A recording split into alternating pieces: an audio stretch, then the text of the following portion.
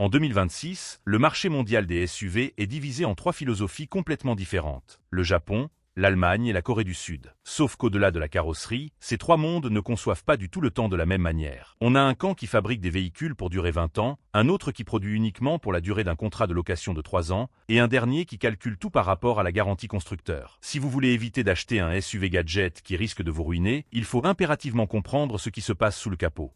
On commence par le Japon. La philosophie ici, c'est la prudence et la recherche de la voiture éternelle. Si vous montez dans un Toyota Land Cruiser ou un Lexus récent, vous allez peut-être trouver que l'écran central est un peu petit ou que le système multimédia a quelques années de retard. Pour un journaliste automobile, c'est un point négatif. Mais pour un mécanicien, c'est une excellente nouvelle. Les constructeurs japonais considèrent un véhicule comme un investissement sur 2 décennies. Ils ne vont adopter une nouvelle technologie, qu'il s'agisse d'un turbo ou d'une option électronique, que lorsqu'elle aura été testée pendant 10 ans. Quand ils conçoivent un moteur, ils ne cherchent pas à sortir une puissance maximale. Ils cherchent la stabilité thermique et la simplicité. C'est pour ça qu'un SUV japonais paraît parfois moins agressif sur la route.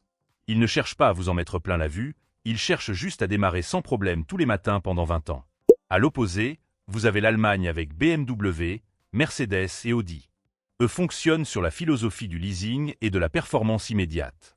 Si le Japon construit pour celui qui garde son véhicule sur le long terme, l'Allemagne produit pour le premier acheteur. Un SUV allemand moderne comme un X5 ou un Audi Q7 est un chef-d'œuvre de confort et de tenue de route durant ses 36 premiers mois. Le problème, c'est que tout est pensé pour la performance au détriment de la réparabilité. Pour obtenir cette puissance, les ingénieurs entassent des composants très complexes et utilisent beaucoup de pièces de refroidissement en plastique. Le plastique, c'est parfait pour gagner du poids au début, mais ça vieillit très mal sous la chaleur du moteur. Dans la vision allemande, une voiture est un objet de prestige qu'on conserve durant la garantie. Passer les 100 000 km avec ces modèles, c'est prendre le risque d'accumuler des factures d'atelier hors de prix. Enfin, on a la Corée du Sud avec Hyundai, Kia et Genesis. En quelques années, ils ont complètement bousculé le marché en passant de véhicules d'entrée de gamme à des SUV au design très moderne. Leur stratégie ressemble à celle de la Silicon Valley: aller vite et intégrer un maximum de technologie. Ils vous proposent des écrans géants et un équipement digne de véhicules haut de gamme pour un tarif nettement plus accessible. Pour rassurer les acheteurs face à une mécanique parfois moins éprouvée, ils misent tout sur leur garantie de 5 à 7 ans. C'est leur meilleur argument marketing. Vous offrir un produit ultra technologique tout en vous garantissant une tranquillité d'esprit pendant les premières années. Mais sur le plan mécanique, la réalité rattrape souvent le marketing, à commencer par la complexité des moteurs allemands. Dans ces véhicules, le circuit de refroidissement comporte de nombreuses pièces en plastique composite. Comme ces moteurs fonctionnent à des températures élevées, ce plastique finit par devenir friable au bout de quelques années. Une simple fissure sur un raccord peut provoquer une fuite importante, et si le moteur chauffe, la facture se chiffre immédiatement en milliers d'euros. On se retrouve à payer très cher des réparations sur des pièces essentielles qui ont été fabriquées dans des matériaux légers pour économiser du poids. Du côté du Japon, la grande nouveauté récente reste l'arrivée massive des moteurs 4 cylindres turbo sur des modèles emblématiques comme le Toyota Land Cruiser ou le 4Runner, venant définitivement remplacer les anciens gros V8 et V6 atmosphériques. Lors de cette annonce, une grande partie de la communauté automobile a crié au scandale, persuadée que la légendaire fiabilité japonaise allait purement et simplement s'effondrer. Beaucoup se sont dit que Toyota et Lexus tombaient dans le même piège que les Européens en réduisant la taille des moteurs pour coller aux normes. Pourtant, quand on ouvre ces mécaniques et qu'on analyse la conception en profondeur, on réalise que la méthode appliquée n'a absolument rien à voir avec celle de la concurrence. Là où les marques allemandes exploitent la suralimentation par turbo pour arracher des accélérations de sportives sur des véhicules de leasing, le Japon utilise le turbo d'une toute autre manière. Leur objectif est d'absorber les contraintes des normes environnementales tout en conservant une solidité à toute épreuve sur le long terme. Dans ces nouveaux moteurs japonais, tout le système de refroidissement et de lubrification a été surdimensionné. On y trouve des pompes à huile secondaire spécialement dédiées au maintien de la pression, même lorsque le véhicule est arrêté brutalement après un long trajet sur autoroute ou lors de franchissements en tout-terrain avec des angles d'inclinaison extrêmes. Les collecteurs d'échappement sont désormais directement intégrés à la culasse et refroidis par eau, ce qui règle définitivement le problème de la surchauffe thermique qui détruisait les turbos au bout de 100 000 km sur d'autres marques. C'est de l'ingénierie moderne haut de gamme, pensée non pas pour impressionner durant un essai presse, mais pour résister au pire traitement pendant les 20 prochaines années. Chez les Coréens, la réalité mécanique est un peu différente et le principal point faible est apparu au niveau des transmissions, notamment avec l'utilisation poussée des boîtes de vitesse à double embrayage sur de gros modèles comme le Hyundai Santa Fe ou le Kia Sorento. À l'origine, ces boîtes ont été vendues comme des merveilles de technologie, à la fois dynamiques, rapides lors des passages de rapport et très économes en carburant. En réalité, c'était surtout une excellente solution pour afficher des chiffres très séduisants sur les brochures commerciales pour un coût de fabrication nettement inférieur à celui d'une boîte automatique traditionnelle à 8 rapports. Sauf que dans la vraie vie, l'acier et les frictions ont vite rappelé la réalité du terrain. Dans les embouteillages répétés, lors des démarrages en côte ou pendant les manœuvres de stationnement, les embrayages de ces boîtes souffrent énormément car ils ne sont tout simplement pas conçus pour supporter le poids imposant d'un SUV familial de plus de 2 tonnes.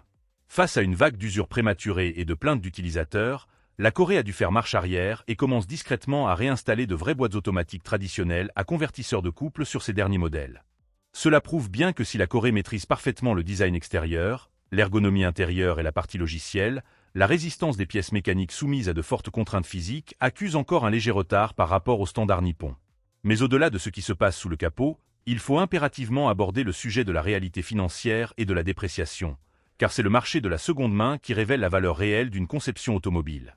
Quand un véhicule atteint 7 ou 8 ans d'ancienneté, la présence d'un grand écran panoramique, d'un système audio haut de gamme ou d'un éclairage d'ambiance personnalisé ne compte plus du tout pour l'acheteur.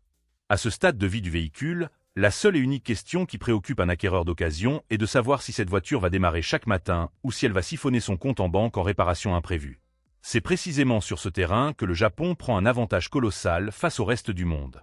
Un SUV japonais qui affiche 7 ans et plus de 150 000 km au compteur conserve généralement une part extrêmement élevée de sa valeur d'achat initiale, atteignant parfois plus de 60% de son prix du neuf. Ce n'est pas un hasard ni un simple engouement de passionnés, c'est une véritable protection financière. L'acheteur d'occasion sait parfaitement que la mécanique a été pensée dès le départ pour une durée de vie de 2 décennies. Il sait qu'à ce kilométrage, le moteur commence à peine sa deuxième vie et qu'il n'y a pas de vis cachées ou de pièces électroniques prêtes à casser dans l'ombre. En achetant un SUV japonais, vous ne réalisez pas seulement un achat automobile, vous achetez un actif liquide que vous pourrez revendre à un prix très solide après plusieurs années d'utilisation. Pour les modèles allemands, le décor est totalement différent et tourne souvent au cauchemar financier pour le second propriétaire. Une fois que la garantie constructeur de 3 ans est expirée et que le cap des 100 000 km est franchi, ces véhicules frappent de plein fouet ce que les garagistes appellent le mur de l'entretien. Sur le marché de l'occasion, un SUV allemand d'une dizaine d'années est perçu comme une bombe à retardement. Les acheteurs connaissent la taxe sur la complexité, les révisions hors de prix, les amortisseurs pneumatiques qui fuient et coûtent des milliers d'euros à remplacer, les capteurs électroniques qui se mettent en défaut sans raison apparente et la main-d'œuvre exorbitante nécessaire pour la moindre intervention dans un moteur ultra compact. Comme la demande s'effondre littéralement pour ces modèles vieillissants, la décote devient vertigineuse. Un SUV de luxe allemand acheté près de 100 000 euros en concession peut perdre jusqu'à 70% de sa valeur en seulement 5 à 6 ans. Le propriétaire initial n'a pas vraiment possédé une voiture. Il a simplement payé une immense taxe de prestige pour rouler dans un modèle performant durant ces 3 années de sérénité. Du côté des SUV coréens, la question de la revente est directement liée à leur principal argument commercial, la garantie longue durée. Tant que le véhicule est couvert par la protection d'usine de 5 ou 7 ans, il conserve une cote tout à fait honorable sur le marché de l'occasion. Mais l'élément piégeux que beaucoup d'acheteurs ignorent, c'est que cette fameuse garantie de 100 000 km ne se transfère pas toujours intégralement au deuxième ou au troisième propriétaire selon les pays et les conditions de contrat. Dès que la couverture officielle prend fin, la méfiance s'installe chez les acheteurs. La crainte de voir vieillir prématurément des équipements électroniques embarqués très complexes ou de devoir remplacer des éléments de transmission coûteux entraîne une chute brutale de la valeur de revente. Pour aggraver les choses, l'industrie automobile moderne a introduit une nouvelle dérive financière sur les modèles récents, la monétisation logicielle par abonnement. Des constructeurs allemands et coréens ont commencé à équiper leurs véhicules de composants physiques directement en usine, comme des sièges chauffants, des projecteurs adaptatifs ou des options de conduite assistée, mais ils en verrouillent l'usage derrière un paiement mensuel ou annuel. Si vous ne payez pas votre abonnement de 20 ou 30 euros par mois, le matériel pourtant bien présent dans votre voiture reste totalement inutilisable. Votre véhicule devient une sorte de smartphone sur roue dont les fonctionnalités dépendent de votre carte bancaire. Les marques japonaises restent pour l'instant les principales opposantes à ce modèle économique, estimant que lorsqu'un client paie pour sa voiture, il doit être pleinement propriétaire de l'ensemble de ses équipements sans frais cachés. Cette différence de philosophie se retrouve également au niveau de la réparabilité au quotidien. De nombreux fabricants européens et asiatiques verrouillent de plus en plus leurs systèmes informatiques embarqués. Aujourd'hui, sur certains modèles modernes, le simple remplacement d'une batterie, d'un moteur de lève-vitre ou d'un optique de phare nécessite une validation numérique obligatoire via les serveurs centraux du constructeur. Cela rend le travail quasiment impossible pour les mécaniciens indépendants et force les propriétaires à retourner en concession pour payer le prix fort. À l'inverse, le Japon conserve une architecture électronique plus ouverte et une conception mécanique traditionnelle. Cela permet à n'importe quel petit garage de quartier d'effectuer l'entretien et les réparations courantes avec des outils de diagnostic classiques et du matériel standard, préservant ainsi votre pouvoir d'achat sur le long terme. Pour résumer, le choix dépend avant tout de votre projet d'utilisation.